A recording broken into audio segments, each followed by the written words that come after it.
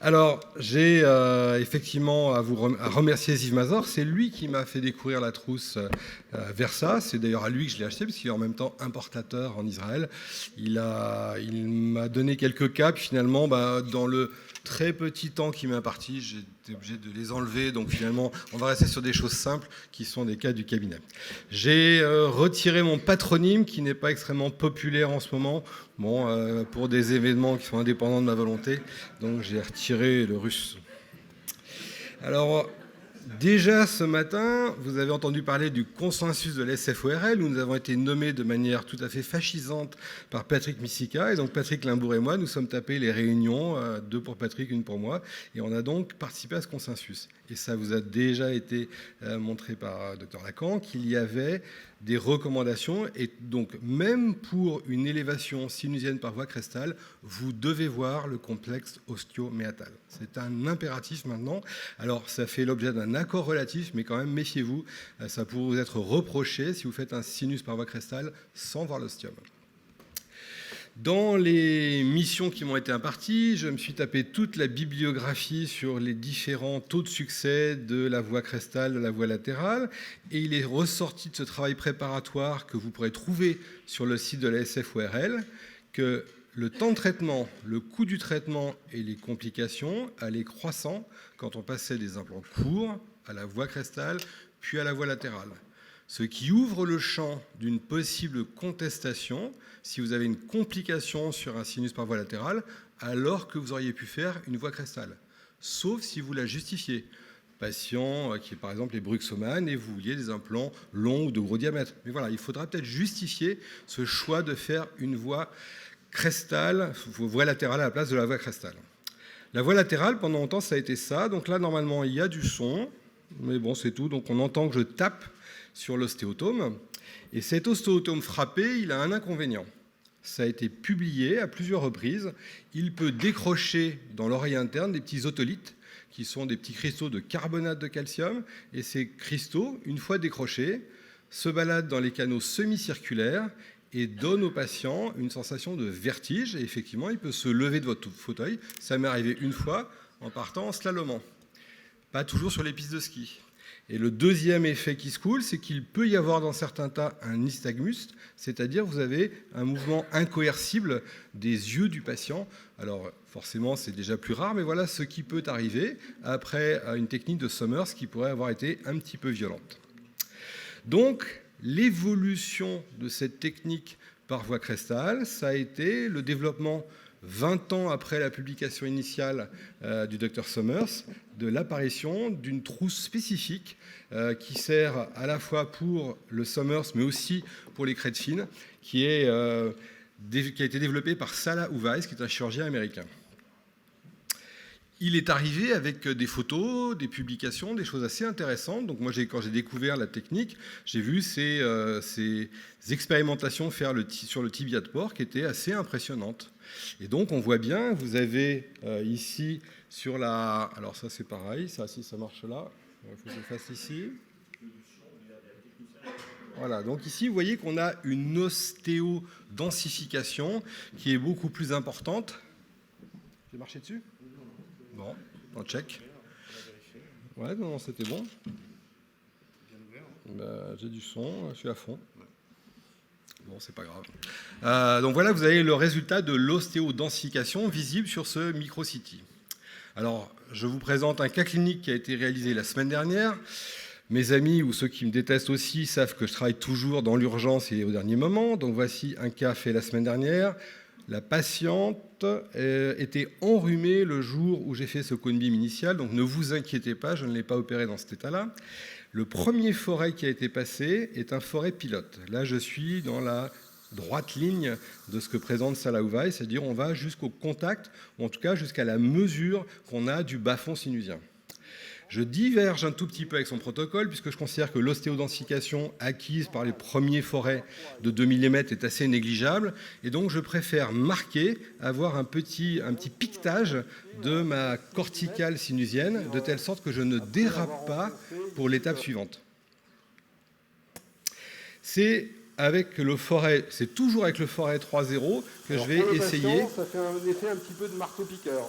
Ben voilà, vous l'avez entendu. C'est un peu désagréable pour le patient, c'est-à-dire qu'il va se retrouver avec quelque chose qui lui agite un tout petit peu la bouche, et donc vous allez voir qu'à un moment, on a des fois un petit mouvement, un peu comme un marteau-piqueur. Ici, j'ai une corticale dense.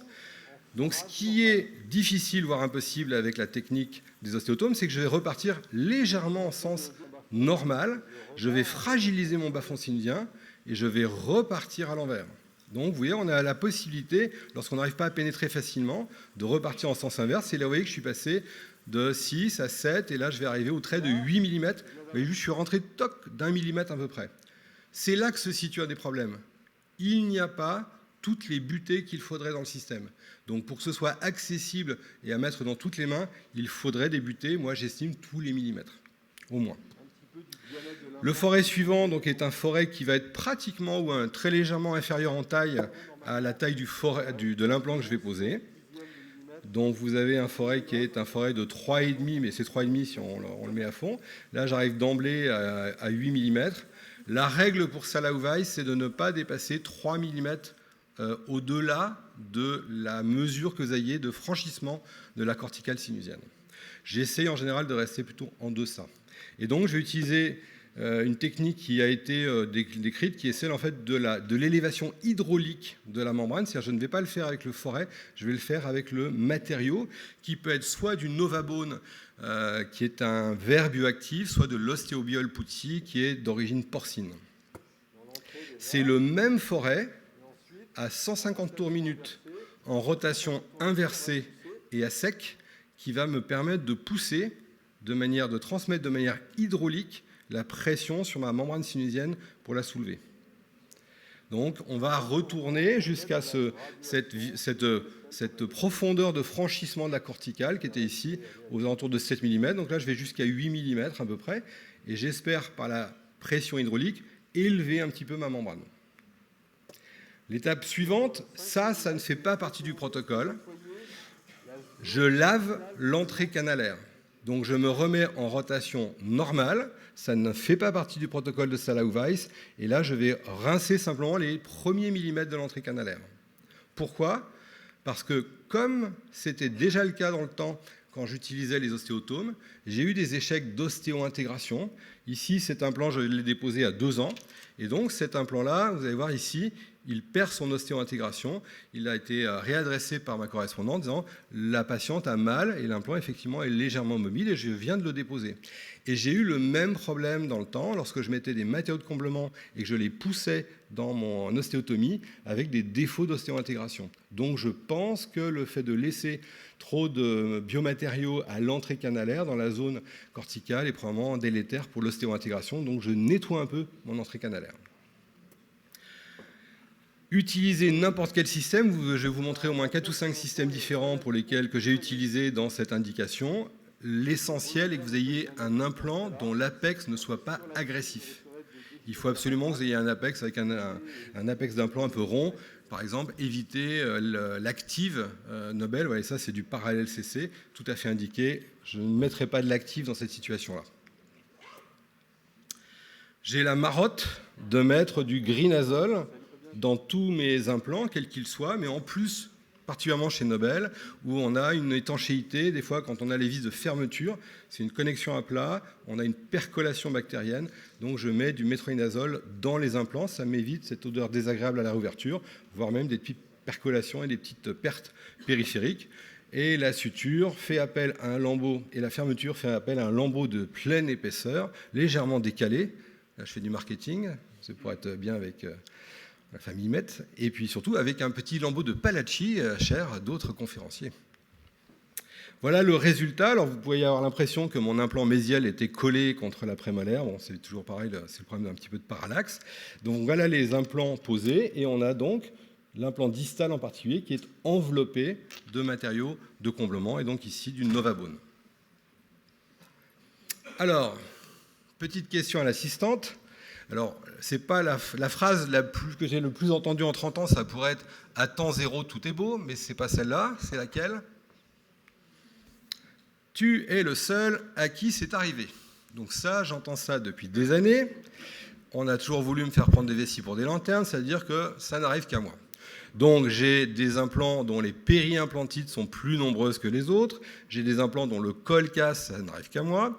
Et puis comme je deviens méfiant, je vais même jusqu'à mesurer des implants avec un palmaire, parce que je suis un psychorigide ou pire que ça, diptérosodomite, si tu veux savoir la bonne expression, un enculeur de mouche, voilà. Et donc je mesure même les forêts qu'on me confie ou les implants qu'on me donne. Et ceux-là, par exemple, ils font 7% de plus que ce qui est revendiqué. Donc, quelque part, je suis méfiant et j'ai raison. Donc, avec une équipe pluridisciplinaire sous la direction de Sandrine Lorimier à la fac dentaire et avec des labos très pointus de Reims, on a commencé à étudier ces forêts et ce phénomène d'ostéodensification. Donc, je perds des cochonnes pratiquement un soir sur deux. Et déjà, pour les copeaux, on voit ici que lorsque je suis en sens de rotation d'extraction, et bien effectivement, on retrouve des copeaux osseux qu'on n'a absolument pas lorsqu'on est en counterclockwise, lorsqu'on est en rotation inversée. Tout l'os reste dans l'ostéotomie. Ça finit par provoquer ce qu'on appelle le halo. Donc vous avez ici au milieu le forage qui a été fait en counterclockwise, sens horaire inversé. Et donc, on a une modification de la structure de l'os autour de l'ostéotomie. Ça se voit en radiographie, et pour être très franc, ça se voit surtout en radiographie pour les gros diamètres. Donc, n'espérez pas de miracle quand vous allez passer le forêt de 3 et le forêt de 3,3 ou 3,5. Avec juste le passage de 2 forêts, l'influence est assez faible sur l'ostéodensification périphérique. C'est plus intéressant dans le sens vertical. Ça sont les premières images qu'on a de micro-CT qui ont été réalisées aussi à Reims, que j'ai récupérées hier. Donc ça fait partie des choses toutes récentes que m'a envoyé Sandrine Lorimier hier. Et on voit quand même un petit peu d'ostéodensification au niveau de la périphérie de l'implant qui a été opéré counterclockwise. La thermographie, ça fait aussi partie de notre protocole de recherche, mais pour l'instant, il faudrait qu'on ait une enceinte thermostatée pour mesurer l'élévation de température à partir de 37. Pour l'instant, on n'y est pas, donc c'est en balbutiement. Par contre, ce qui est assez intéressant, c'est l'histologie qui a été faite. Donc dans ces tibias de porc, j'ai aussi posé des implants, et là on est aidé par une firme allemande qui s'appelle Bego, et Bego nous fournit les implants, et ensuite on a passé en histologie ces échantillons, et on s'aperçoit que dans ici le filetage, on a vraiment des filetages qui sont bien remplis, mais encore plus au niveau apical, on a vraiment une densification apicale tout autour de l'apex de l'implant. On a réussi à conserver des copeaux osseux qu'on a tassés, donc on a une espèce de petite coquille d'os compacté en bout d'implant, et c'est ça qu'on pousse dans le sinus quand on fait un Summers. Donc, quelques résultats cliniques. Vous avez ici la situation initiale où on voit la petite bulle de matériaux de comblement. Et puis, quelques années ou quelques mois après, vous voyez qu'on a récupéré. Alors là, c'est pas super flagrant. On a 2 spires, mais vous allez voir qu'il y a des cas un petit peu plus évidents. Celui-là est intéressant parce que comme j'ai dû reposer un implant, la prémolaire ici s'étant fracturée, en cours de traitement, elle supportait un bridge provisoire. Le correspondant m'a demandé de reposer ici un implant actif. Et là, on a un cone beam de l'implant distal où l'ostéodensification est apparente. Et on voit bien le gain vertical par rapport à la situation de départ où on avait 4-5 spires exposés dans le sinus. Ici, c'est un des premiers cas que j'ai réalisé. C'est un Bego. Et là, vous voyez vraiment la différence à 3 ans. On a la bulle de Novabone, la cicatrisation progressive, et au final, vous voyez qu'on est on est toujours en fait au bout de l'implant, c'est l'implant qui arrête la résorption, et on a gagné quand même près 400 spires. Ça marche avec de l'antogire, ça marche avec du Zimmer. Voilà le cas, j'ai récupéré la panoramique de la part du correspondant, où j'ai fait passer le patient, j'ai récupéré un cas qui est aussi un petit peu ancien. Donc voilà, ça marche avec tous les systèmes, du moment que vous avez un apex non agressif. Là encore, un cas avec, c'est aussi du Zimmer, vous voyez qu'on arrive à faire des choses assez sympas, et donc à augmenter les indications de voie crestale par rapport à la voie latérale. Ça m'embête bien, mais c'est quand même possible. Les avantages, quand vous avez un plancher dense, eh bien vous allez pouvoir poser néanmoins votre implant sans avoir à taper fortement sur votre patient. Quand vous avez un plancher incliné, c'est aussi quelque chose de très difficile à réaliser avec les ostéotomes. Eh bien, avec les forêts Versa, ça marche très bien. Par contre, vous ne maîtrisez pas la répartition, le décollement de la membrane sinusienne et la répartition du matériau. Donc, si vous regardez bien, ici, on a plus de matériau en distal qu'en mésial. Vous ne maîtrisez pas la manière dont le matériau se répartit.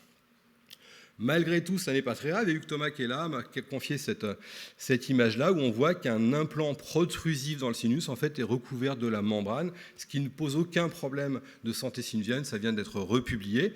C'est juste un problème si vous devez réintervenir. Et donc, quelle est la deuxième phrase que j'ai la plus entendue en 30 ans ? Je suis marié depuis plus que ça, j'ai 35 ans. Tu es le seul à réclamer ça, il n'y a pas de demande. Donc quand je demande un truc, je fais partie de ceux qui ont dit à Axel Kirsch, il faut retirer l'élément intramobile, ça fait suer. Et j'ai entendu comme réponse, mais Philippe, tu es un hérétique. Vous voyez que ça va loin. Et chez Zimmer, j'ai réclamé des stops sur les forêts de 2000 à 2012. La réponse était, les Américains n'en ont pas besoin, ils n'en demandent pas. Sous-entendu, tu as un gros blaireau de français maladroit. Et donc, je fais la même demande à Salah Weiss, parce que j'ai fait le cours pour être un conférencier Versa. Et donc, dans les stops, vous avez 3, 5, 8, 10, 11,5, etc. Quand vous franchissez la corticale sinusienne, ce n'est pas toujours à 3, à 5 ou à 8. Donc, on voudrait bien avoir les intermédiaires. Mais là encore, fin de non-recevoir. Donc voilà, c'est ce que je voulais vous dire rapidement. Et dans les temps sur ces systèmes, je citerai juste Salah Weiss pour finir. L'ostéodensification ne retire pas d'os, ça le déplace simplement. Donc c'est une technique préservatrice de l'os.